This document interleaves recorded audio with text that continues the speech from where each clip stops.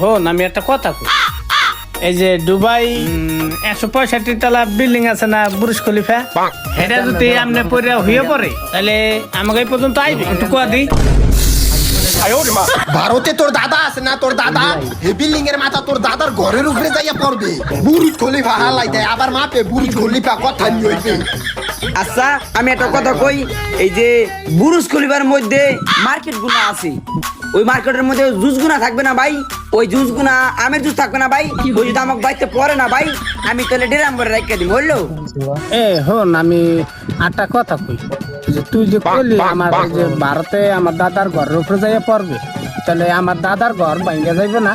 তাই আমার দাদাই থাকবে কোথায়? মাথাটা তো নষ্ট করে লাইলি। তোর মতো নাকি যেই বেটার থাকবে এই বেটার ঘরের উপরে বুরুজ খলিফা পড়ারই কথা। এ আল্লাহ, তুমি এই যখন দুইটার আমার বন্ধু কি হিন্দিকা বানাইলাও, কি হিন্দিকা?